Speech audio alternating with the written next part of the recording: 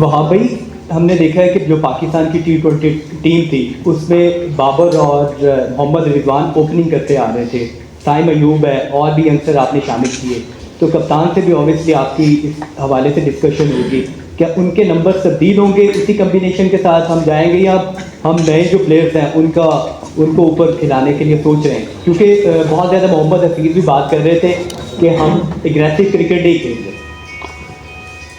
देखिए, going forward आपको कुछ ना कुछ एक्सपेरिमेंट्स मिलेगा, जिस तरीके से आपको एक्सपेरिमेंट्स करने पड़ेंगे। और देखिए, हमारा काम है कि टीम प्रोवाइड करना, जो कोच है, जो डायरेक्टर है और जो कप्तान है उनको, और ऑब्वियसली हमारे पास साहिबजादा भी तो एक ओपनर हैं।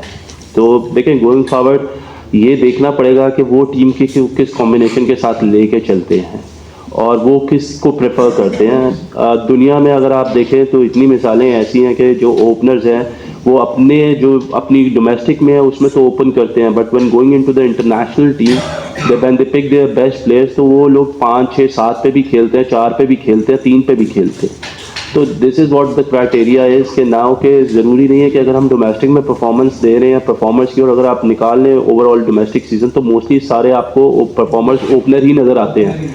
कोई आपको 3 नंबर के बाद हार्डली कोई परफॉर्मर ऐसा नज़र आ रहा होगा आजम खान जैसा जो कंटिन्यूसली या स्कोर कर रहा है या खेल रहा है। सो हम ट्रेविस हेड की एक मिसाल ले लेते हैं, हम मिचेल मार्श की एक ले लेते हैं, स्टोइनिस की एक मिसाल ले लेते हैं। इसी तरीके से हम लोग अगर इंग्लैंड की टीम में देखें तो लिविंगस्टन की एक मिसाल ले लेते हैं। इसी तरीके से फिल सॉल्ट भी नीचे खेले हैं। ये वो लड़के हैं जो ऑब्वियसली अपनी टीमों के लिए ओपन करते हैं, but when it comes to the international team तो उनको वो रोल्स दिए जाते हैं। तो अब हमें वो रोल्स जो हैं वो लड़कों को देने पड़ेंगे कि यार ये रोल्स आपके हैं, हम आपको इधर देख रहे हैं, आप में वो कैपेबिलिटी है, आप में वो कैपेसिटी है, तो अब लड़कों को हम मौका दे रहे हैं। अब होपफुली लड़के भी उस तरीके से रिस्पॉन्ड करें ताकि वो उनके लिए भी चीज़ें आसान हो और हमारे लिए भी चीज़ें आसान हो। आपने बात की कि पाकिस्तान टीम के लिए हम बैकअप भी तैयार कर रहे हैं, क्या कोई स्पिन डिपार्टमेंट में भी हमारे पास कोई बैकअप प्लान है? मोहम्मद नवाज की जगह भी रिप्लेस कर सकता है कोई ऐसा?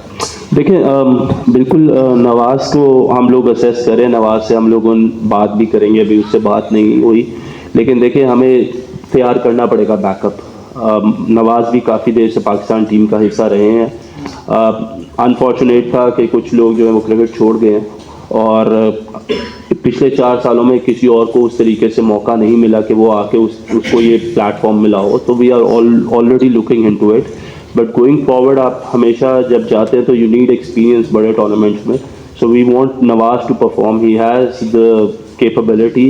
उसकी परफॉर्मेंसेस भी जो है वो अच्छी भी रही हैं, बुरी भी रही हैं, लेकिन he needs to be consistent going forward.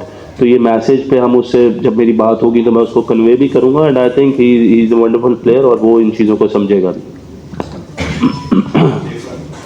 मेरा सवाल आप दोनों से ही है, वहाँ पहले आपसे मैं पूछता हूँ कि अब टीम अनाउंस होगी, एक पेज पर फाकिर ऐसे आपने टीम अनाउंस की, तो आप क्या होप कर रहे हैं कि टीम क्या लड़ देगी? और कामरान आप भी बता दीजिए कि टीम से क्या तवक्कुआ है? बस आप जब भी टीम अनाउंस करते हैं तो आपकी पहली तवक्कुआत यही होती है कि वो इंशाल्लाह जीतेगी और पाकिस्तान को जो है वो कामयाबी हासिल होगी, और इसीलिए आप वो करते हैं ये सारा कुछ। तो मैंने जिस तरह कहा कि मुझे उम्मीद है कि T20 क्रिकेट, क्योंकि वाइट बॉल क्रिकेट में स्पेसिफिकली T20 क्रिकेट में हम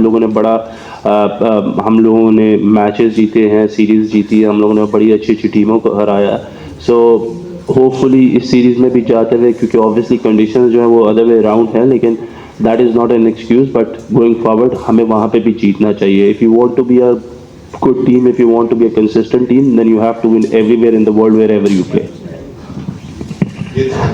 जी बिल्कुल ऐसे ही है, और परफॉर्मेंस लड़कों को मौका मिला और इसका पूरा फ़ायदा उठाए, अपॉर्चुनिटी मिल रही है नए प्लेयरों को भी, सीनियर प्लेयर्स के साथ वो खेलेंगे, अच्छी परफॉर्मेंस दें। देखिए ये जब जीतते हैं तो कॉन्फिडेंस आता है, प्लेयर्स बनते हैं और मौके मिल रहे हैं, और इस चीज़ का पूरा फ़ायदा उठाना चाहिए। एज ए टीम हम लोग सिलेक्शन कमेटी जो है कोशिश यही है कि बेस्ट टीम बनाए और जो जीते और अच्छी परफॉर्मेंस दिखाए। जी हाँ साहब, बड़ी अच्छी बात है, आपने यंगस्टर जो है वो इंट्रोड्यूस करवाए हैं, लेकिन बड़ी मेहरबानी, आप मोस्ट सीनियर हैं, बड़ा अच्छा लगा सुन के। वो सवाल कर लिए? जी जी। सवाल ये था कि आपने अच्छी इंट्रोड्यूस करवाए थे, लेकिन बात तो वही आती है कि सेक्शन कमेटी तो यही रह जाती है। अब वहाँ टीम मैनेजमेंट से भी कोई कोऑर्डिनेशन है कि वो इनको मौके भी दें?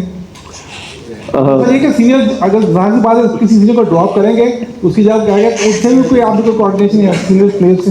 देखिए मैं आपको एक चीज़ बता दूं, अगर आप बाबर और रिजवान की बात करें या आप शादाब की बात करें या हारिस रऊफ की बात करें, देखिए इन लोगों की बहुत परफॉर्मेंसेस है।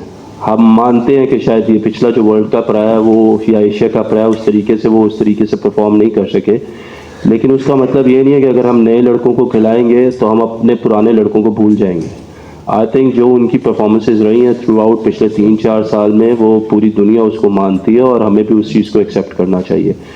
नए टैलेंट को लाने का मकसद ये होता है कि वो उनके इर्द गिर्द खेलें ताकि उनको कॉन्फिडेंस आए, गोइंग फॉरवर्ड ये लोग अपना एक्सपीरियंस उनमें वो ट्रांसफ़र कर सके, उन्हें बता सके।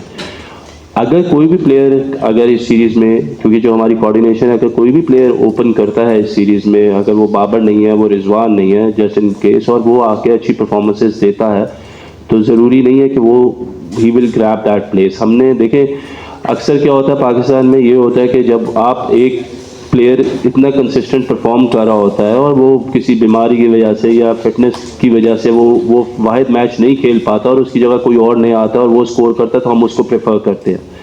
बेसिकली होना मेरे नज़दीक होना ये चाहिए कि जो कंसिस्टेंट परफॉर्मर उसी को वो जगह वापस मिलनी चाहिए। इसकी एक एग्जांपल हमने ऑस्ट्रेलिया में देखी कि मिचेल मार्श ने 100 किया, लेकिन जब ट्रेविस हेड उनके मेन प्लेयर जो ओपन कर रहे थे उनके प्लान का हिस्सा थे, जब वो वापस आए ऑस्ट्रेलिया से फिट होकर, जो वो पहला मैच खेला तो वो एज एन ओपनर ही खेले, मिचेल मार्श को जगह छोड़नी पड़ी। So I believe in that kind of a culture कि जिधर एक प्लेयर ने इतना ज़्यादा परफॉर्म किया हुआ, उस पर आपने इतना ज़्यादा इन्वेस्ट किया हुआ, तो 1 या 2 इनिंग्स की वजह से उसको टीम से बाहर नहीं निकालना चाहिए, ना उसकी जगह जानी चाहिए।